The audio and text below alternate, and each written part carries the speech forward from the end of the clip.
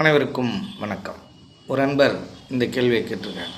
என்ன அப்படின்னா, 4 வேதங்களையும் பிராமணர்களாகிய நாங்கள் தான் கற்க வேண்டும், வேதம் ஓதுபவர்களாகிய நாங்கள் தான் அதை கற்க வேண்டும், மற்றவர்கள் அதை கற்கக்கூடாது அப்படின்னு சொல்கிறாங்களே, அதை கற்கலாமா வேணாமா, அதை பற்றிய கொஞ்சம் விவரத்தை சொல்லுங்கள் அப்படின்னு ஒரு அன்பர் கேட்டிருக்காங்க.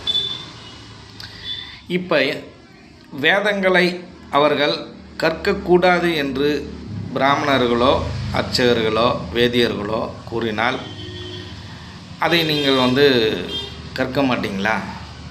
இப்போ அவர்கள் எது சொன்னாலும் அதை அப்படியே ஏற்றுக்கொள்வீர்களா அப்படின்னு நீங்கள் ஒரு முடிவெடுத்துங்க. யார் சரியானவர், யார் சரியில்லாதவர், யார் சொல்வது உண்மை, யார் சொல்வது பொய் என்பதை நீங்கள் புரிந்து கொள்ள வேண்டும். ஏனென்றால் இது முக்கியமாக முடிவெடுக்கக்கூடிய ஒரு மிகப்பெரிய விஷயம். இப்போ வேதங்களை கற்கக்கூடாது என்று யார் கூறினார்கள்? வேதங்கள் நமக்கு தேவையானதா தேவையில்லாததா? இந்த வேதங்கள் உருவானது மனிதர்களுக்காகவா, இல்லை பிராமணர்களுக்காகவா, இல்லை அர்ச்சகர்களுக்காகவா, இல்லை வேதியர்களுக்காகவா?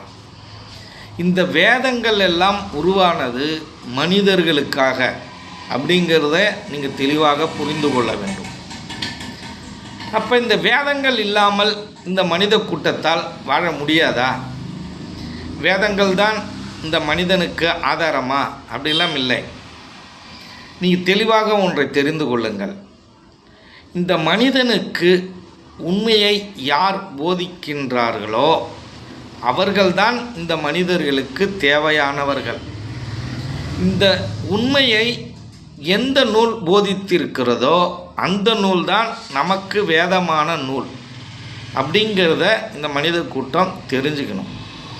அப்போ நமக்கு வேதமான நூல் எது அப்படின்னு கேட்டிங்கனால், இந்த சித்தர்களுடைய நூல் இருக்கு இல்லையா, இந்த நூல்கள் மட்டுமே நமக்கு வேதமான நூல். அதுவே வேதம். மற்ற நூல்கள்லாம் நமக்கு வேதமாக இருக்கிறதா அப்படின்னால் அவைகள் எல்லாம் நமக்கு அறகுறையாக தான் இருக்கிறது.